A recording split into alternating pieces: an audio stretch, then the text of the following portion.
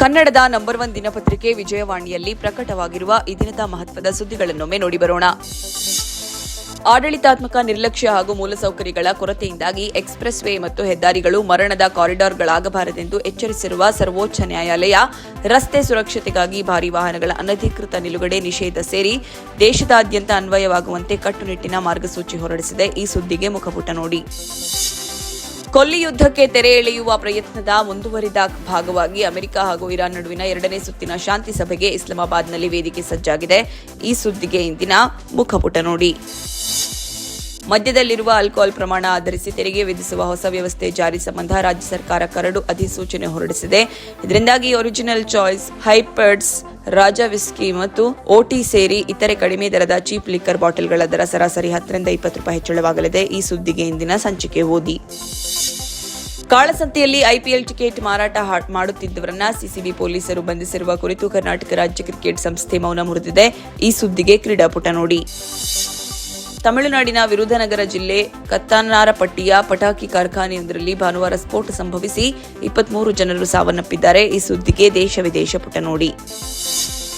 ರಾಜ್ಯದಲ್ಲಿ ಭಾನುವಾರ ಪ್ರತ್ಯೇಕ ಅವಘಡಗಳಲ್ಲಿ 10 ಜನರು ಜಲಸಮಾಧಿಯಾಗಿದ್ದಾರೆ. ಕೆಆರ್ ನಗರದ ಆಕೇಶ್ವರ ದೇಗುಲ ಬಳಿ ಕಾವೇರಿ ನದಿಯಲ್ಲಿ ಈಜಾಡುವ ವೇಳೆ 6 ಮಂದಿ ಮೃತಪಟ್ಟಿದ್ದಾರೆ. ಈ ಸುದ್ದಿಗೆ ಸಮಸ್ತ ಕರ್ನಾಟಕ ಪುಟ ನೋಡಿ.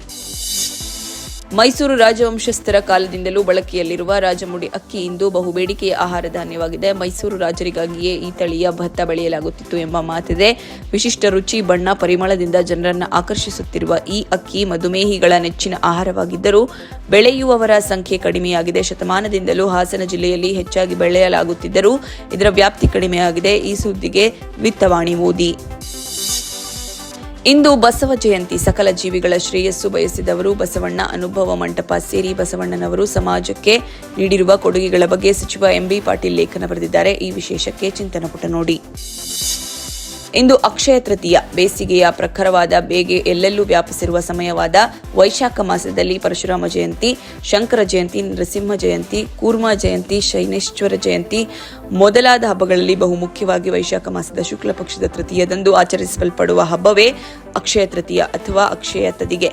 ಈ ದಿನದ ಮಹತ್ವ ಸಾರುವ ವಿಶೇಷ ಲೇಖನಕ್ಕೆ ಚಿಂತನ ಪುಟ ನೋಡಿ. ಪಶ್ಚಿಮ ಬಂಗಾಳದ ಈ ಸಲದ ವಿಧಾನಸಭಾ ಚುನಾವಣೆಯಲ್ಲಿ ಜಂಗಲ್ ಮೊಹಲ್ ಹಾಗೂ ಪಕ್ಕದ ಮನೆಯಲ್ಲಿನ ಕರ್ಮಿ ಸಮುದಾಯದ ಮಾತುಗಳು ತೃಣಮೂಲ ಕಾಂಗ್ರೆಸ್ ಪಕ್ಷದ ಗೆಲುವು ಸೋಲು ನಿರ್ಧರಿಸುವ ಕೇಳಿಕೈಯಾಗಿ ಹೊರಹೊಮ್ಮುತ್ತಿದೆ. ಈ ಸುದ್ದಿಗೆ ದೇಶ ವಿದೇಶ ಪುಟ ನೋಡಿ.